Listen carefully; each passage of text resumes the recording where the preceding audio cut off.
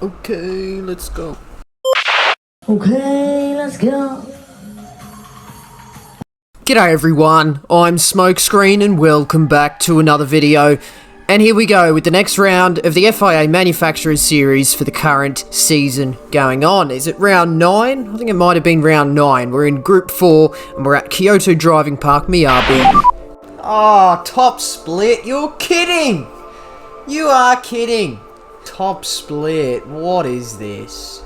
Ah well, at least if I bin it, it doesn't matter. And there we go, we are in top split, which means that I'm going to be near the back. So what tends to happen in top, if I make it into top split, I'm usually scraping it in to top split against the fastest drivers in the entire region, so Asia and Oceania. And what tends to happen is that I'm one of the slower ones, just because the state of the competition is absolutely massive and the points are a bit weird. So you can put in an absolutely amazing drive that if you did in the slot down, you'd probably go for 270 points or something.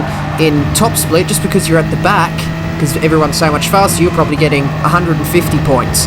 So that was the state of play, so you can't really expect to see any massive points hauls as this McLaren ahead of us bins it on the first run out in qualifying. But the goal for tonight then was, I knew there were no big points on the cards if we were going to be racing in top split, but all I could hope for, aside from the points, is just a nice clean drive with some consistent pace. And that's the first benchmark, 38-second lap here at Miyabi, 38.6 for the first lap, a 5-minute qualifying session as usual with no fuel use, no tyre wear on. And we're just going to get out of the way and let a couple of cars past us here, because I wasn't going to spend the entire quali session just holding up other cars. I wanted to try and sort of break out of where I was. The next lap was a 38.9 and then a 38.7, so I'm struggling to improve at this stage as the Honda gets out of the way for us. But this is coming up to the last run in qualifying. I wanted some slipstream, as this would be the last lap I could get in qualifying. I'm going to see if I can drop in behind Scarlett driving his Honda NSX there. So we just duck in behind Scarlett here and we'll see how this lap goes. So we've been struggling to try and improve on that initial 38.6 as we've just been bumped down into 14th. Turn 1, turning in onto the end of the curb and lifting off sort of as the curb starts on the inside. You want to try and touch this curb on the inside as you get on the power, because it'll help pull the car around the corner. That's turn 1 done and dusted. It's slightly blue there, flat out through turn 2, flat out to turn 3. If you get it right, we haven't quite done that right as we just understeer, just taking too much curb there, and then the hairpin at the top of the circuit, too unstable as we make our way out, as we've got dirty tyres from being on the grass. Almost lose it through the final chicane there, and unfortunately, yeah, that laps firmly down the gurgler, so no improvement there either. So we finish up in 14th, just behind Chupaghetti.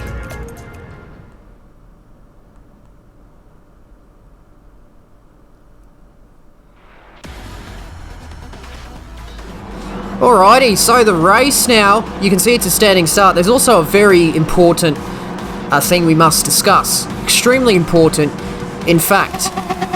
This is a tuning race. Yes, another tuning race. So we're not driving the traditional balance of performance settings we normally see in Group 4. We had open tuning, so we can change all your dampers, all that sort of stuff, ride heights and stuff, anti-roll bars, your gearing. We could change it. Now, I didn't change it personally for me, because I copied someone else. So I have no idea where to even start with the tune. But again, it's based on a high rake philosophy, so the minimum front ride height, maximum rear ride height. Massive thanks to Mistah MCA for detailing the tune I'm using in his video for the guide for this combination. But anyway, through turn 1 at the start of the race now, starting in 14th, we're side by side with another BMW as we head into the high speed flat out chicane. It's not going to be flat out while we're side by side as Sprinter goes up the inside. Chupaghetti's been shuffled off. Hatsu slow on the outside, and we've got the BMW that's slotted in ahead of us. Coming out of the hairpin here, oh no, Hayate Lily has just binned it in his Alfa Romeo, and then coming through the chicane at the end of the lap, Moses manoeuvred down the inside of the BMW as the McLaren shuffles a little bit wide to get out of the way for me, and I think another car was off the road as well. So look at that, we've gotten through all that pack all the way up till 7th, just from, you know, finding a path, finding a way through all the chaos at the start of the race, and all of that on the first lap. Wow, got through all that. All of that chaos that just ensued there has allowed the top 6 to get away, as that gap was about 3 seconds, although I think someone's made a mistake and it's fallen out the back of the pack. Yeah, TTG Usk driving the McGann Trophy. But anyway, now we're just going to focus on trying to break out of the slipstream, which is going to be tough to do, especially Sprinter behind. He was very, very quick throughout the course of the night, so let's see how long we can actually keep him behind for as we enter into turn 1. Oh dear, I think he's straight up the inside. Yeah, he's there. We've made a little bit of contact on the way through, and the high rake nature of all the tunes we're running means the rear of the car is very unstable, and I think another car's following him through as well. Is that another BMW there? No, it's actually a Honda. Oh, it's Scarlett again, so we tried to follow him in qualifying, but he's just followed Sprinter through now, and that's 2 cars ahead of us. The gap to the next car is half a second to Okayama GT3. They are driving a Hyundai Genesis Group 4 car behind us, and then you've got Iqbal behind him. So this is the slipstream battle that we find ourselves in now, a little bit of a pseudo DRS train, if you will, similar to what we see in Formula 1. Everyone in the slipstream of one another means that no one actually has an advantage, because everyone has the advantage. So yeah, there's no difference to set you apart from the rest of them. But I think at this stage, that gap to Okayama's remaining the same. Massive mistake for me, massive understeer as we head through turn 3 there. So that was sort of my first venture at full speed in the dirty air now, and that's just put Okayama right onto the back of me at this stage right now, just as it was looking to be a very cool drive there. I just lost my concentration, had a momentary lapse in concentration, and made a little bit of a mistake. But at least now I know that you can understeer out of turn 3, which means I probably should take a little bit of a comfort lift on any further explorations through this high-speed chicane. Now the turn 2 can be flat. I've taken turn 3 flat again as well and made the corner that time, so no dirty air to contend with now. But unfortunately that means I no longer have a slipstream assistance down any of the straight lines, of which there are a couple at this track, so the slipstream can be quite useful. But heading through that chicane, the 3-turn chicane at the end of the lap here at Kyoto Driving Park Miyabi, the gap to Okayama, in fact, is just closed down as we head down the straight into turn 1. We'll see if we can get cleanly through the exit here. Your key through turn 1 is to try and commit to the throttle as early as you can and remain on the throttle all the way out through the exit of the corner. So heading through this high-speed chicane one more time, clattering the curbs. You can hear the car protesting with understeer, and that's something that I was actually battling a little bit throughout this race. This is my first race of the night. So what I was actually finding is that the car was rather inconsistent. Throughout the hairpin and the chicane, Okayama's made a little bit of a mistake and has just dropped outside the slipstream range. So we're going to use this lap here to consolidate, and that's exactly what we've done. As we head up into the hairpin of lap 8, have a look behind. John Tita has just got past Okayama GT3, and that's actually a pretty important little development for this race here, because John was actually quite well on the pace for this particular combination himself, in fact picking up the runner-up slot in the qualifying time trial for this particular manufacturer's series combination, driving the Renault Sport McGann Trophy, which I think was the meta car indeed, with the particular tune that they have chosen on those Renault Megans around this particular track. So that McGann Trophy is actually a really good turning car, even with Polyphony Digital balance of performance. So I think if you tune that up to have even better turning and change the gearing to maybe get a little bit better acceleration, that car actually becomes a little bit of a rocket. And that's what we're seeing here, because even though I'm running in the mid to low 39s, I'd probably just argue that's just mid 39s there, John is actually catching me every single lap we go past. So I've been showing the parts where we cross the line at the end of each lap, and John is just catching me by 2 or 3 tenths a lap there. And we're going to fast forward through lap 14 now. We're beginning to think about a pit stop, and we could potentially pit in now and just avoid a fight with John Tita. But unfortunately we've made this mistake at turn 3 again and run wide. Only 2 wheels on the grass this time, and John is not hanging about here. He's straight up the inside, just taking advantage of my little off-track excursion there, and he's going to come through the final chicane and last second dip into the pit lane. I sort of panic and not know where whether to bloody follow him in. That's a lot of damage. And I've absolutely ruined that race. And it was going well. Honestly. Oh, man. Shocking. Truly shocking display of driving prowess, if that's what you can even call it. Straight into the pit wall, like an absolute idiot. Yeah, where's the pit wall, mate? Just in the open your eyes department, bro.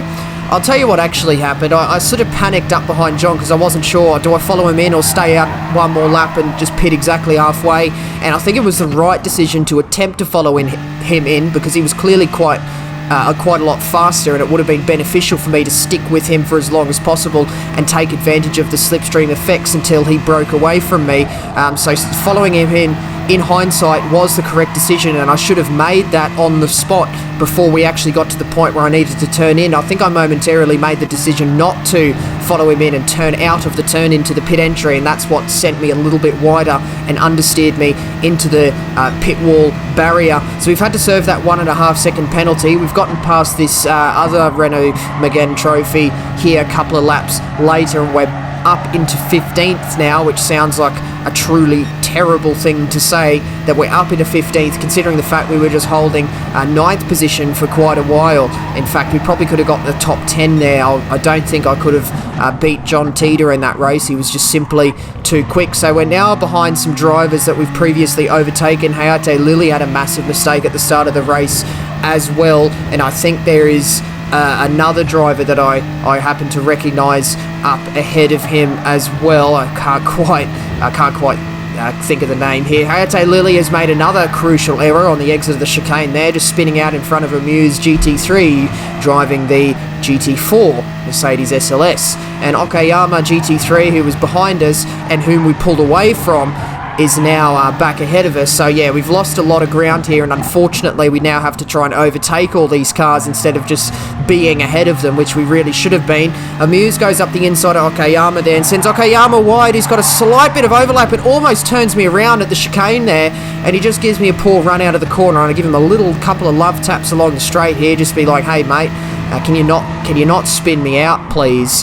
And I think he actually redresses as I gave him a couple of flashes of the headlights. He's just not getting on the power out of that corner there, and I just drive clean past him, and he's just dropping off the back of me as we head through this second flat out section all the way up until the end of the race now. This is lap 29, the end of lap 29 now. I wasn't able to catch up to a Muse GT3 again because of the little coming together I had with Okayama, and unfortunately now for me, I've got about 30 seconds to try and craft a move and get this 12th position. We've got Hyperdrift and Hatsu just up the road there, only a couple of seconds off the road, if that. So that I clearly would have had those two positions as well if I didn't make my grave error of losing about 5 seconds on the pit entry. But we're going to have a look, sending it up the inside, but Amuse just covers. There's nothing I can do there, and I just have to sort of hang back. I can't go past him after having bumped him a little bit wide at that turn 4 hairpin. And as we exit out of the final chicane, there's nothing I can do except sort of wallow in the sadness and just the acceptance of making that mistake. And it's going to be 13th. Oh dear. Oh dear. Probably could have been 10th. Probably could have been 10th. Famous last words there. 186 points for that. Hyperdrift got 10th, congratulations to him. Not his fault, of course, that he got 10th and I did, and it was my own fault for driving into the pit entry, but he got 233 points for that. So, yeah, I probably would have called it a night at 233, considering that was top split. A top 10 in top split, I'll take that any day of the week. But yeah, 186, and I kind of felt like I could go better. So I went for the second slot. Now, bear in mind, I actually had a limited run for this evening. I was extremely tired, didn't quite sleep as much as I'd previously needed to the night before, so yeah, I didn't want to stay up too late, so we're going to give this second slot a go. And unfortunately on my first run at qualifying, I actually get a penalty at the chicane, and let me tell you that a penalty here actually ruins 3 laps. It ruins the lap you get the penalty, it ruins the following lap where you serve the penalty, and because that penalty gate is on the main straight, you lose speed at the start of the lap after that. So it's definitely it was definitely the right decision to cancel back to the pits and do another out lap in the interest of saving time instead of wasting 3 laps. of non-lapping, but that's our first benchmark there. We're going to try and find a slipstream now. 38.5, marginally quicker than what we did before. Corey Hack makes a little bit of a mistake. We're going to see what this second lap is here. 38.7, about a tenth and a half away from what we were previously able to do. We've got 1 minute and 40 seconds now, and I've actually got John Teeter behind me, and I knew he was extremely quick around this particular combination in his car, so I thought, we'll just hang back, we'll just grab his slipstream, because there's going to be no risk of catching him at all. And in fact, I think I gave him a little bit too much margin, because I'm not exactly 100% sure if I'm fully in that full strength slipstream range now, but we're going to have a look at this lap anyway and see if we can somewhat improve. We get a decent turn 1 there, carrying nice speed through that part of the corner where we meet that inside curb, and we're about 16 thousandths of a second up on our 38.5 at this particular stage. About half a tenth up at the second sector split after the high-speed chicane now, and we've got turn 4 and the hairpin, a little bit of oversteer, and then the chicane to finish off the lap, trying to use as much of the curve as possible and trying to keep it within the track limits and trying to get the slipstream up towards the line. It's only, just under half a tenth there, another 38.5, and that might have given us a 1 position boost in terms of our final qualifying time there. We're going to fast forward through this second lap now. No improvement on that one either, but a 38.5 is slightly better than my previous qualifying time. It's alright. The laps felt fine, so I seem to be a little bit closer to John. I think maybe that would have been better for us, but it's okay. So, yeah, that was my takeaway from it. The laps felt fine. I didn't feel like I was making any glaring errors or any big mistakes in particular. The laps felt clean. I think just the overall strength of the grid here is in fact a little bit better than the race we just completed. So, yeah, it's going to be 14th again. Chupaghetti is directly behind us here, and we actually get a better start than last time. The car did bog down a little bit on the previous start, but Chupaghetti's got a better start behind us. We're going to have to cover the inside here to not fall susceptible to an overtake from him at the start of this race. I just want to try and sort of keep position and make take advantage of any chaos that may ensue at the start of this race, and I'm not going to be able to do that if I'm stuck battling with cars behind me. So just trying to pick our way through here and not put our car into a position where we can get run off the road. So the inside of turn 3 is a much safer place to be, and then braking up towards the hairpin. Now I thought I went deep, but I just about stopped it in time. I've got a Dodge Viper on my left hand side now. This is awkward coming through here. It's sort of really difficult to go side by side through here. A little bit of a bump from Super GT there, and I give him some sort of weird lag bump. Look at that, he gets like a 15 km/h advantage from one tiny little bump behind him, and that helps him get a position ahead of the Subaru. I've been bumped a little bit wide, and that's Chupaghetti making his way through, just sending it up the inside. I get a second bump from the car behind him. Just have to feather the throttle so much. Jack, my own teammate, has just assisted in the escorting wide of my car there, so the Citroen boys ganging up on the BMW boys here, and then I immediately sent it up the inside of Jack, who I think just broke a little bit too early for that particular situation. Left the door very open, and I'm able to get that move back up the inside, and I'm back up into 14th, which is where I started. Gained a spot on the start, and lost a spot to Chupaghetti. But anyway, we're going to follow this. We're going to follow this now because we have to make sure Jack doesn't get past us. He got past us when Chupaghetti got past us, but we're still yet to see if Jack can get past us on his own accord. He's lost a couple of tenths through turn 1, maybe 1.5 tenths there, and we've got the slipstream of Chupaghetti to assist. We've got to make sure we don't understeer through turn 3. Look at that, a couple of large lifts off the throttle as Chupaghetti makes a massive error there. 4 wheels on the grass. He's going to have absolutely filthy tyres heading through this final sector, and this could give us a pretty good opportunity at turn 1, trying to take the line of least resistance through the chicane there.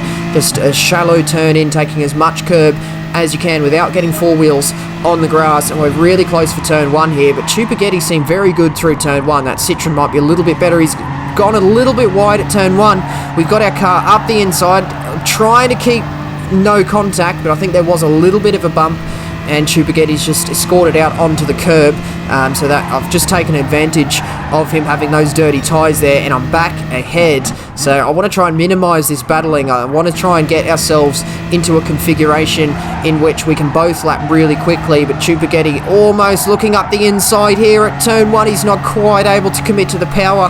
Just to stick his nose up the inside there, I was able to keep the exact amount of speed that I required to keep Chupaghetti behind here. And then coming through turn 3, I take too much curb, understeer on the exit, have to get out of the throttle. Chupaghetti sends it up the inside of the hairpin. Now he's well up the inside, and some weird awkward lag there as well as we tried to make it through the corner. And that's Chupaghetti back ahead of us.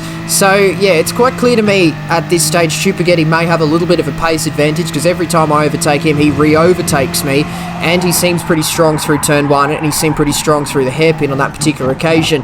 And this is in fact the configuration which we ran in for the next few laps. Coming up to lap 12, we're beginning to think about how we can potentially outdo him on some strategy decisions, on some strategic movements in terms of the pit stop required. There's of course a required stop here, but no mandatory tyre, so you can skip the tyre change if you like, but we are going to be changing the tyres because of these long sweeping corners, which we really need the grip to help us out.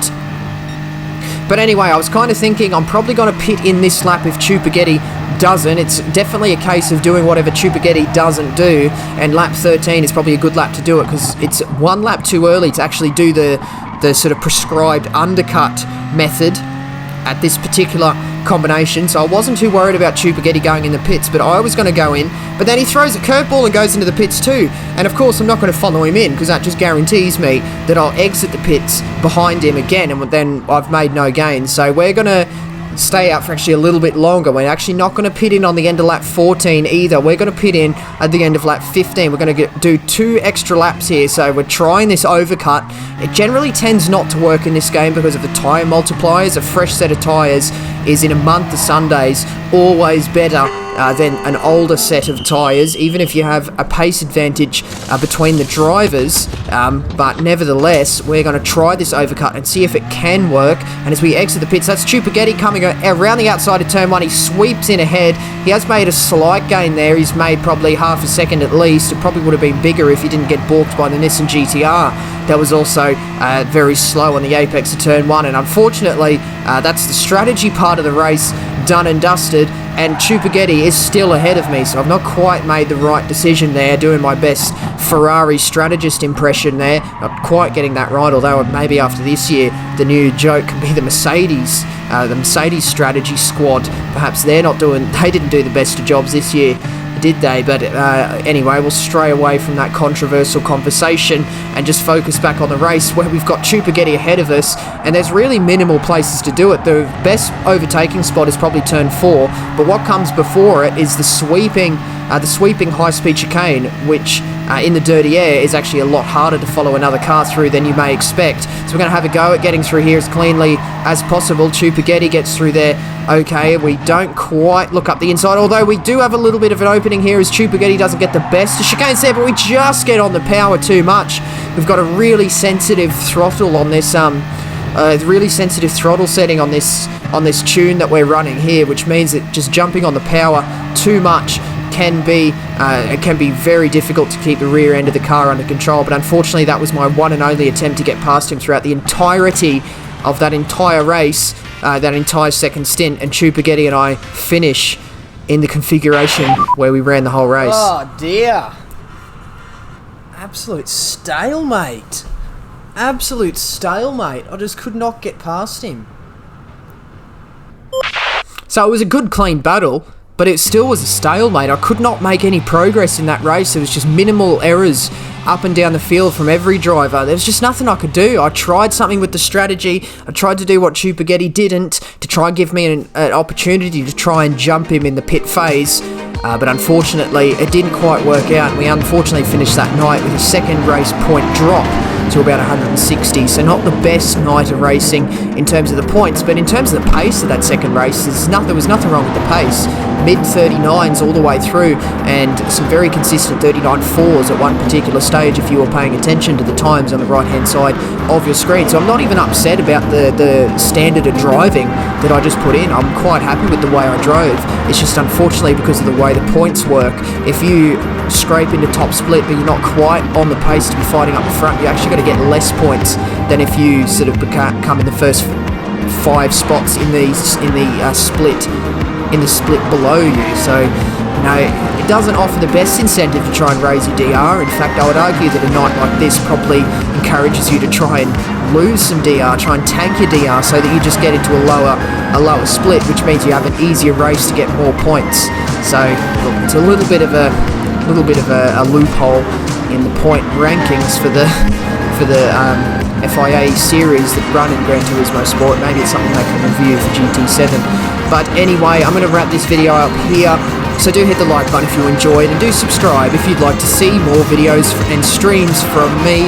Do leave comments as well. Questions, comments, and constructive criticism, as always, very much appreciated. But that's going to be the end of this one today, and that means that is it from me. So once again, I do thank you very much for watching.